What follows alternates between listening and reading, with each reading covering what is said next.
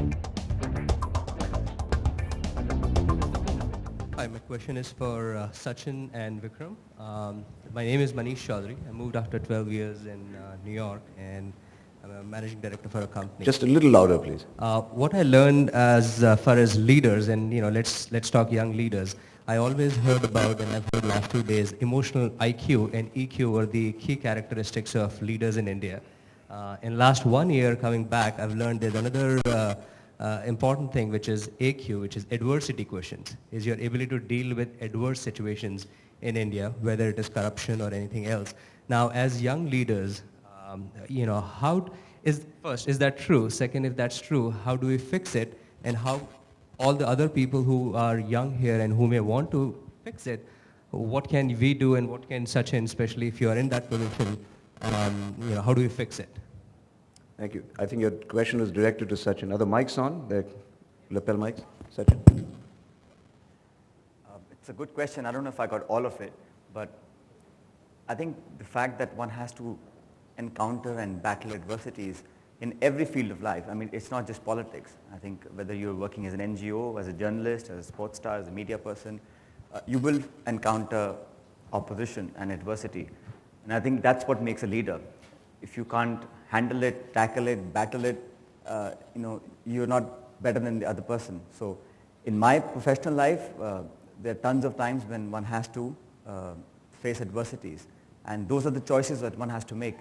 And I think that's the ability and the capacity of a leader to be able to stand up and say the right thing when things are not very positive. In adversity, if you can stand up and speak out and have the courage of conviction to say what you believe in, I think that's what is the essence of a leader. And I think young people in India today have outgrown that shyness and the inhibitions that we used to have. You see young people in colleges and universities, they're so confident.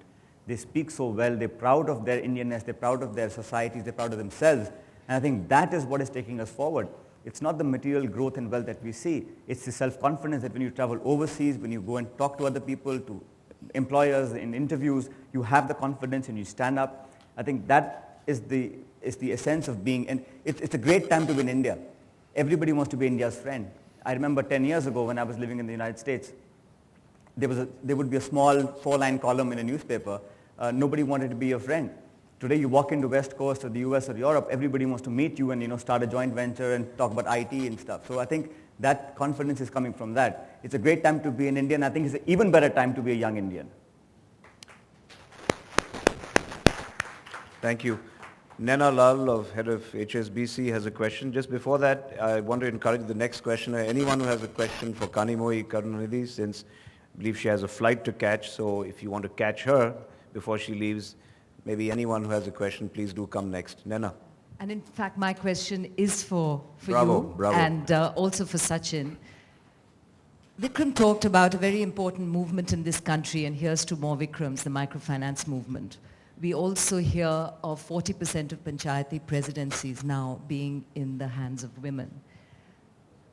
To the two of you, do you believe that with this increasing women empowerment, there is in fact a change coming in the way women vote, and therefore even more important in terms of the accountability that they are calling for from politicians and therefore government? Kanimoyi, would you like to go first? Yeah. I'm sure there is, especially when you have political power being shifted to women, because it is a decision-making place, and that is where policies are made, and women have to be taken into consideration when the policies are being made.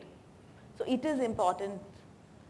And naturally, when they have a power, they have a say in when the policies are being made, and when they can change things the way they want. There is a more involvement and interest. Like, it is no more that women have to just, they would just listen to their husbands and decide who to vote for, or just blindly go and according to the family decision. It is not that way anymore. So they have expectations, they have demands. So that's why I suppose the political parties are also started becoming more considerate about empowering women. They're not talking about just giving welfare schemes they've started talking about empowering them, bringing in into the system. So there is a big shift. Sachin, you want to add to that? I'll just add a few comments on that. In 1952, the whole of India had 5,000 elected representatives who were given the mandate to run the country. Today, there are more than 3 million people directly elected. And I'm happy to report 40% of them are women. If I can switch to Hindi very quickly. In constituency में मैं एक गांव में बैठा. And I know 1/3 are women, तो एक आदमी आके खड़े हुए हमारे सामने, मेरे को इंट्रोड्यूस कराया, ये एसपी साहब हैं. अब मैं जानता हूँ एसपी कौन होते हैं. वो वर्दी में था नहीं, didn't look like a SP, so I thought maybe retired है या एसपी का कोई रिलेटिव होगा. तो हमने कहा जनाब ये एसपी क्या है? तो he is the सरपंच पति. He does everything for the sarpanch, who is a woman. He carries the booklet and the stamp, and he writes petitions on the spot. But not to take away from the fact that women have come in. I think we have given them the platform, and it's encouraging today that 54 departments of government of India, the budgets are made with gender sensitivity. It's a very positive indication, but a lot more needs to be done to really empower. Just to put a woman with a long ghungat on a thing and saying she's a sarpanch and pradhan is good, but it's not enough. They have to be educated, given the financial and the political empowerment so that they can deliver. Point. Very good. You have another lady right back there. Hi, my name is Priyanka, and my question is addressed to Sachin. Sachin, you're a politician, and certainly you have that much more power to change the world or bring any change in the country.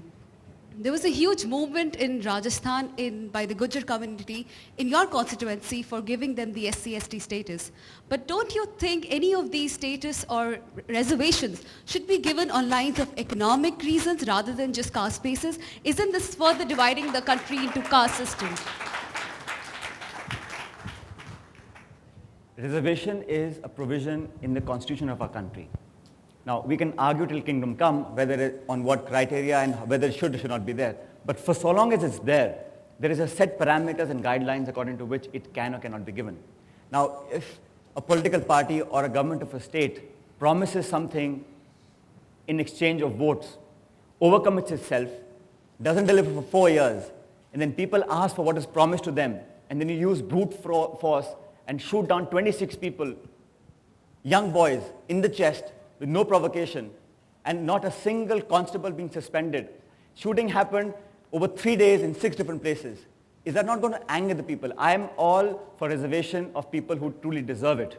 And I don't think I deserve reservation. I'll be the first one to sign up and say, me and my child don't need reservation. Because I've got a good education, I can fend for myself. But there are people in my community who don't have the resources, who don't have the schools or the education. They need the government's help because it's there in the constitution. Either we sit down and have a debate in the country, abolish reservations and only have it for economic criteria. And I'm with you. Why should a poor Brahmin or a poor Rajput who doesn't have food to eat not get the government's help because he's born? I've talked about that ovarian lottery. That's exactly what it is. So I think I'm in favor of having reservation on economic criteria. I'm in favor of signing out of it because people who have availed reservation have no right, and their children and grandchildren don't have the right to avail reservation. But it'll take a lot more political will than one person or one party to say it. It has to be a national awareness, it has to be across political spectrum, and I will be the first one to sign up on it. I'd just like to add one more thing to Please, it. please. Reservation is not being given. People have been deprived of education, of being treated equally in society, not just because of their economic background, because of caste, community. So we cannot wipe it away overnight and say and shift the whole thing to economics. Okay, I know. Vikram, please. I'll just add one quick thing here. What's disappointing about the dialogue here is the justified anger against reservations that is only along caste lines. It's disappointing that we don't see that justified anger against the lack of educational opportunities across the board, against the lack of health care across the board. And I'm not going to get into the debate about whether it should be economic or caste, but where is that fervor among the youth that you have against reservations when it comes to other aspects of equal opportunities across the board? That's disappointing. Okay, I think Sachin's been coming out top of the pops here for the questions, but I'm going to ask someone who has a question for either Preeti, Vikram, or Yassine. Girl, you do? Okay. Hi, I'm Koel Puri. I don't know anyone can answer this question, but it's taking up on Vikram's point. I'm a little bit disturbed that you think that the change would come about by the sort of charitable nature of the rich and the intrinsic good human nature. So the poor are basically dependent on the altruistic quality of people who are well off. Surely there should be something which we give the poorer people, the less opportune people, a way that they can contribute equally to society and feel as worthy. Right. Great question, and I'm glad because you're giving me an opportunity to clarify. I am not talking about charity. Poor people don't want charity of the rich, and I'm not asking for the wealthy to be charitable. What I am asking for is empathy, to understand what the position is of the poor so that policies then flow in a way that actually gives the poor opportunities. All they want is a fighting chance. They want their kids to have an opportunity to go to schools the way our children do, to have health care the way our children do, and that's all that they're asking for. But what's happened here is we as a wealthy class have become blinded to and not empathetic and understanding of what it is that the constraints are. So we just take it for granted that 77% of the people live at less than 20 rupees. No matter how much charity you're talking about, that's not going to solve that situation. But taking that for real and understanding that is the beginning of changing that scenario. And if I could, I'll just mention one more thing to the earlier question about adversity. I've been wanting to write an article called Maoists, Mafia, Moneylenders, and MLAs doing business in India. Because these are the forces, present company excluded, of course, that are a challenge for us. And the way we deal with these kind of adversities, whether from any of these groups, is that there's a shortcut and then there's a principled way of addressing this. And the shortcut is to make the payment, use the connection. And I would encourage any young entrepreneur in India today that if you don't take those shortcuts, don't get into the bad habits of previous generations, and instead be firm on your principles, you will no doubt have a short-term loss. You will lose business. You will not be able to open a branch or whatnot. But in the long term, the respect that you get from the same individual, the MLA, the Maoist, the moneylender, the mafia, will be tremendous. And even more so, the respect you get from your customers or your constituency. In the long run, that's what makes things work for you very well. The reason we have an extremely loyal 2 million customer base is because they know that we will do things in the right way, even at the expense of a short-term gain. And that's my guidance to those people who face those kind of adversities. Anyone who has a question for Preeti or Yassine bhai? I saw somebody stretch his right up there. Oh, yeah. Hi. You have the mic already, Shekhar? Or? Yes. You always preempt stuff, don't you? Go ahead. It's my job. Okay. Go ahead. It's to Yassine, Shekhar Kapoor from Mecca. Honest question. Hope it's an honest answer. Have you forgiven? With all that has happened to you, have you found in itself to forgive? And have all your friends who've suffered, have they forgiven? Or will they ever forgive? Pardon, can you... Okay, I'll say it again. For everything that happened to you, have you managed to forgive? Have you forgiven those that did it to you? And your friends that it happened and everything you've been talking about, have they found it in themselves to forgive?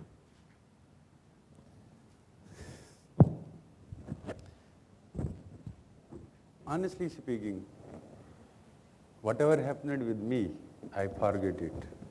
If I would have not forget it, I would have not go for a non-violent movement, because I have started an armed struggle in Kashmir. And as I told you, I have lost 600 colleagues after unilateral ceasefire, and I was arrested more than 100 times after ceasefire.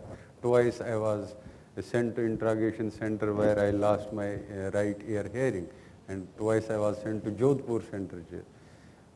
There were pressures that I should again go back to the underground movement, but I have shown a lot of determination, and I was able to defeat state spiritually, politically, and morally. And what we are right now, when I express my views, I just say if we want to shape the world and youth, we should not pass on this problem to another generation. Because two Prime Ministers of India, both Vajpayee and Manmohan Singh, gave a commitment to the Kashmiri people in Kashmir just last year and 2 years back.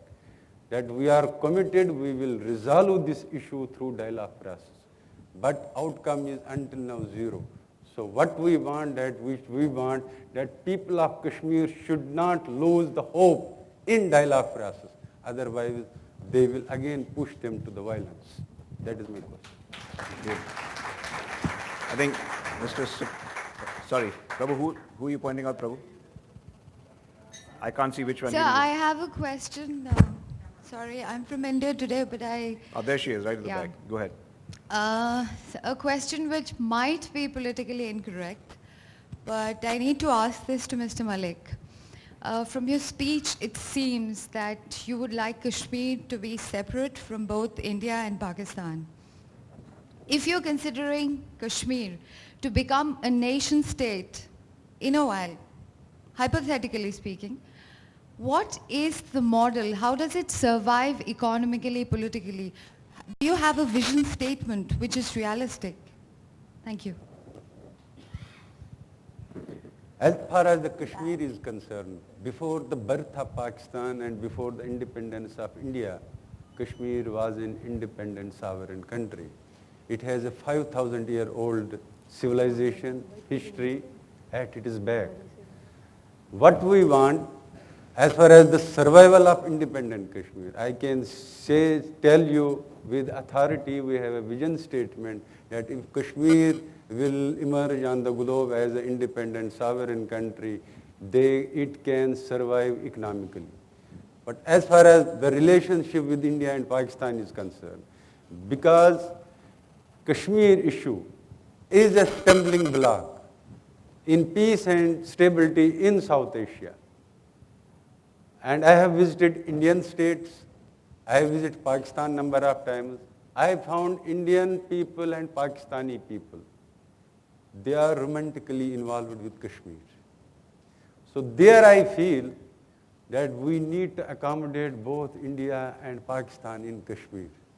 So it is my urge that we need to find out a solution to this problem which will accommodate Indian public opinion, Pakistani public opinion, and the aspirations of the people of Jammu and Kashmir. Okay, I would like to, whoever's got a question for Preeti. Yeah, yes, sir.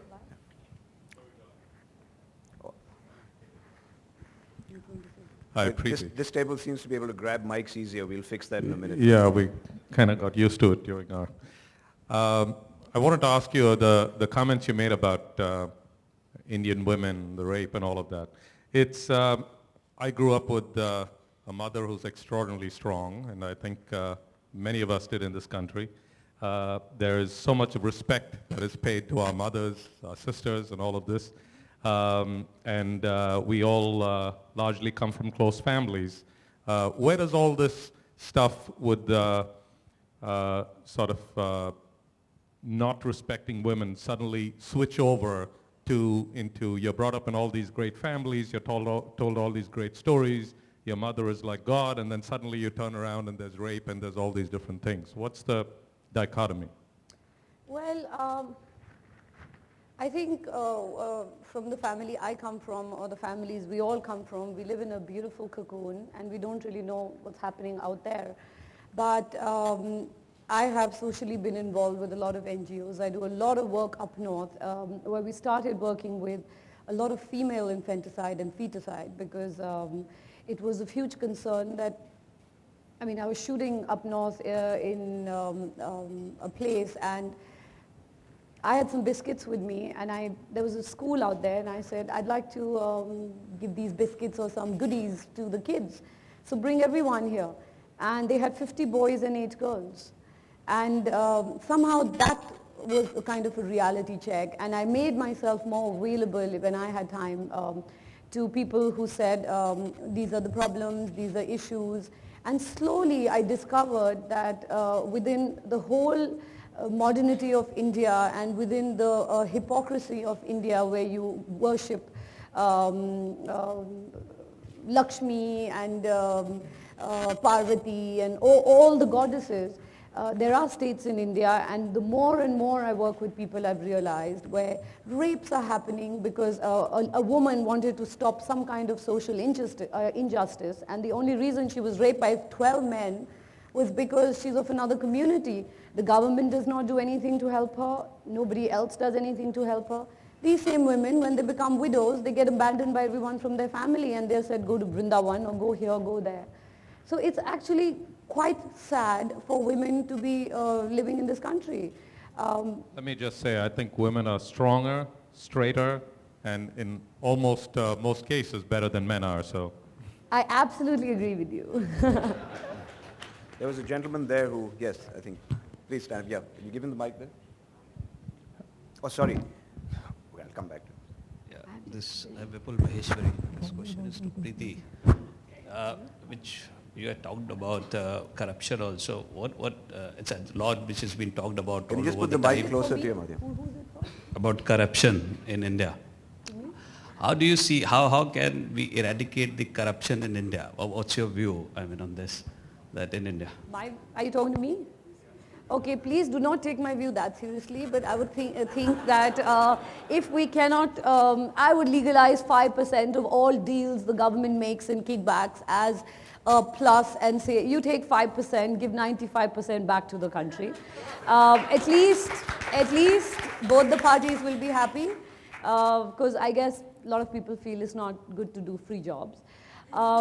Number two, if I really could do something, I would like to change the political infrastructure of this country. As opposed to having 2,000 parties, it would be nice to have two strong parties that could counter each other. Things would be a little more transparent.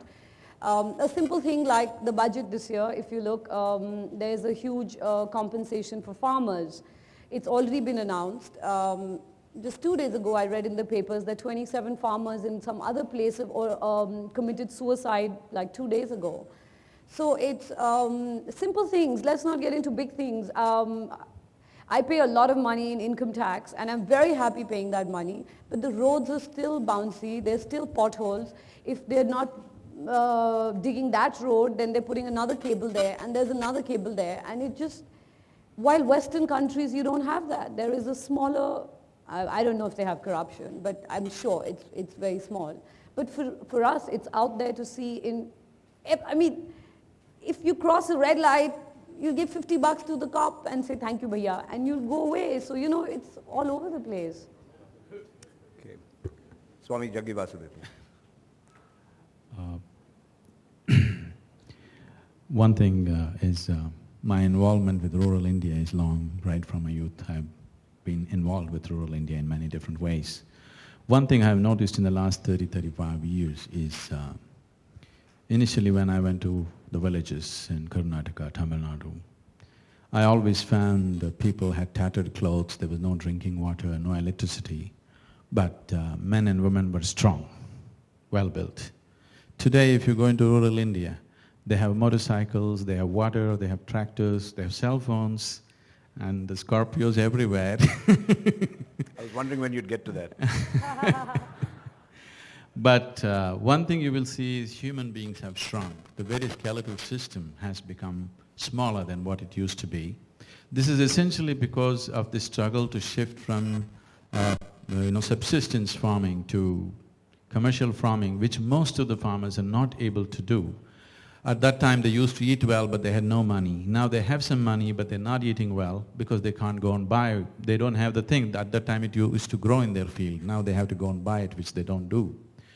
So one of the most serious problems is everybody is reeling off statistics in the last few days about the youthful population.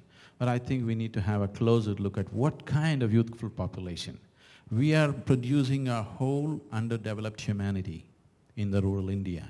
Unless we take some serious effort, both the corporate sector, the government and everybody concerned, to improve the nourishment for the first 5 to 10 years of the child, if we don't do that immediately, we are going to have a very underdeveloped population, especially because my work involves about 3,400 villages in Tamil Nadu. I would like Kanimoli to see what we can do in Tamil Nadu at least. Thank you. Yeah, what Swamiji is saying is completely true, and unfortunately we've shifted from our traditional grains, and it doesn't, we've just brought in new crops which don't even suit our climate and our soil and the way we go about our agriculture. So we have to seriously start thinking about going back to our old traditional grains. And even the MS Swaminathan Foundation over there, that's what they've started working with, and they're saying that. So the yield is much better, and it is more suited to our needs according to every region. And it is very important that nutrition has to be concentrated when it comes to children. And the Tamil Nadu government, as he also knows, I'm sure, is trying to really work on that. We give 6,000 rupees for a pregnant mother, because it is important that they eat well and there's good nourishment and health care taken before and after delivery. But it cannot be stopped just after 3 months. It has to continue, and much more has to be done. And it's just not the government, it's an awareness which has to come about among people, because some time ago, even some greens or what we call murngakira over there, it's so rich in calcium and in hemoglobin. But now people have stopped even looking at greens. You know, everybody aspires to buy a packet of pasta or pizza or whatever it is, even in the villages. So we've completely forgotten what nutrition is, and we want to feed our children with things like this. So even some statistics taken where among college students in cities and from the elite population, it was surprising to see that 90% of the girls were anemic. So there has to be an awareness about right kind of nutrition, and it is very important when it comes to children. Yeah, Rini, how much more time do we have? Now, one last question or? Last question. Prabhu, you want to decide who takes the last question? You can take the rap for that. Here's a lady. Why don't we end with, since Preeti made the point about the importance of being in a woman's body, so. So my question is both to Sachin and Vikram. I've been abroad for 6 years now, and I've come back to India. And it was heartening to see that colleges in America had strong emphasis on social entrepreneurship. And my question to you is, what role should the government, corporations take or are taking already to encourage youth such as me to come back to India and start a social venture and do our part in helping the country? Thank you. You want to start? Well, first of all, it's great to see you and many others come back. I do think that we have, in some ways, an obligation as a fellow transplant back from the U.S. to do something for our country. In terms of what can be done from the government side, there are a whole set of things that sometimes make it difficult to, if you have investment money or charitable donations, to bring back into the States. This whole sort of FCRA aspects of bringing money back into India sometimes are complicated. Perhaps something that there's something there that the government can do. In terms of social entrepreneurship, as I mentioned, in virtually all of the areas that affect poor people, the base of the pyramid, whether economic development, health, education, there's whole realms of ways that social entrepreneurs can really make a difference. The first thing I would suggest is to venture in, foray. There's a lot of social investment funds out there.